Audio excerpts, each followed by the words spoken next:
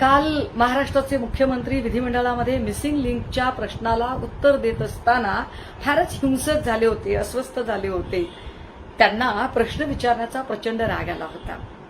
ज्या महाराष्ट्रातल्या गल्लीबोळातल्या लोकांनी त्यांना मतं देऊन निवडून दिलं, त्या गल्लीबोळातल्या लोकांबद्दल अत्यंत तुच्छताभावाने बोलताना, ज्यांना गल्लीतला कुत्राही विचारत नाही अशा पद्धतीची संभावना करत याच महाराष्ट्राच्या जनतेबद्दल कुत्ते, भाडेके, टट्टे अशा प्रकारचे शब्दप्रयोग ते करत होते.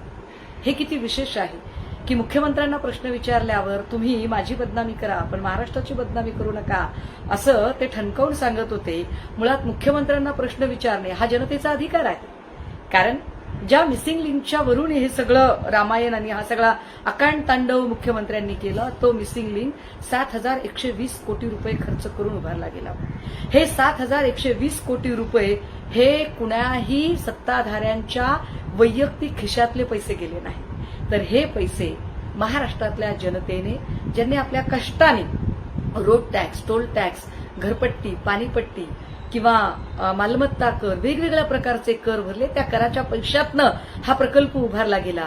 त्यामुळे या प्रकल्पाच्या संबंधाने काही झालं तर त्याचे प्रश्न अर्थातच मुख्यमंत्री महोदय तुम्हाला विचारले जातील. कारण याच्या लोकार्पण सोहळ्याला तुम्हाला आठवत असेल की तुमचे सगळीकडे डिजिटल आणि होर्डिंग्स लागले होते. जर क्रेडिट घ्यायला तुम्ही पुढे असता तर त्यात काही दोष उद्भवला तर त्याची जबाबदारी सुद्धा घेणं ही तुमची कर्तव्य आहे.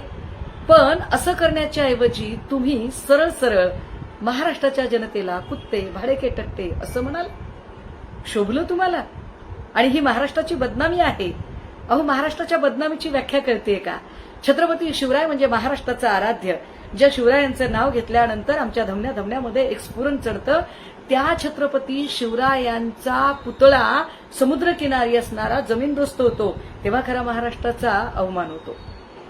इथल्या ड्रग्जची पाळंमुळं अजिबात खणून न काढता दर दिवसाला इथं ड्रग्जचे नवे साठे सापडतात आणि महाराष्ट्राचा उल्लेख जेव्हा वेगवेगळ्या वर्तमानपत्रातनं उडता महाराष्ट्र होतो तेव्हा महाराष्ट्राची बदनामी होते. 3-3, 4-4 वर्षाच्या अद्याप न उमललेल्या कळ्या कुस्करल्या जातात आणि अजिबात गुन्हेगारांवर कुठलाही वचक राहत नाही, तेव्हा महाराष्ट्राची बदनामी होते.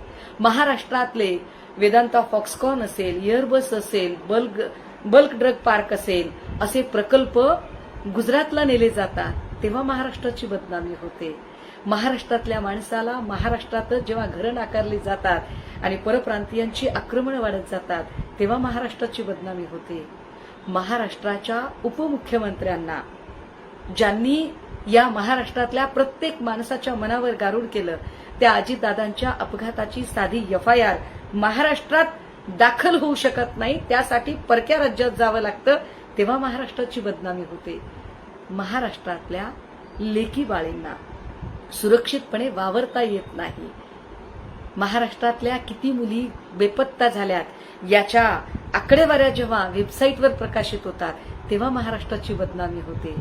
विशेषतः ज्या क्रांतिबा ज्योतिबा फुल्यांनी महाराष्ट्राच्या वैचारिक आधारशिला ठेवली, त्यांच्या ऐतिहासिक वास्तूमध्ये गरज नसताना भाजपाची एखादी महिला लोकप्रतिनिधी तिथे अतिक्रमण करून घुसते आणि जाणीवपूर्वक क्रांतिबांच्या विचारांना चूड लावण्याचा प्रयत्न करते, तेव्हा महाराष्ट्राची बदनामी होते. महाराष्ट्राच्या विधिमंडळामध्ये आमदार एकमेकांची गचोंडी धरतात, अर्वाच्य शिवीगाळ करतात, तेव्हा महाराष्ट्राची बदनामी होते. महाराष्ट्रामध्ये जेव्हा आमदार खासदार पत्रकारांना किंवा महिला डॉक्टरला किंवा एखाद्या प्रकाशकाला आई बहिणीवरून शिवीगाळ करतात, मारहाण करण्याचा प्रयत्न करतात, जिवे मारण्याचा धमक्या देतात आणि यामध्ये ग्रह खातं हातबलतेने नुसती बघ्याची भूमिका घेतं, तेव्हा महाराष्ट्राची बदनामी होते. देवेंद्रजी, बदनामी म्हणजे काय हे जरा समजून घ्या. तुम्हाला प्रश्न विचारणे म्हणजे महाराष्ट्राची बदनामी नाही आणि तुम्हाला प्रश्न विचारण्याचा अधिकार महाराष्ट्राच्या जनतेला आहे. तो अधिकार ते बजावत राहतील.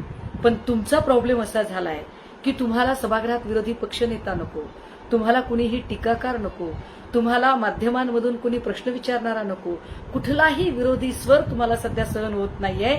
कारण तुम्ही नार्सिझमच्या विकाराचे जणू बळी ठरत आहात. एका अर्थाने तुम्ही आत्ममुग्ध झालेले आहात का? तर जरा बाहेर बघा. आणि एकूण महाराष्ट्रामध्ये सध्या तुम्ही काय प्रतिमा निर्माण केली आहे आणि महाराष्ट्राचा वैचारिक स्तर किती खालावत गेलाय यावरही विचार करा. म्हणजे आपल्या लक्षात येईल की महाराष्ट्राची बदनामी कशाला म्हणतात.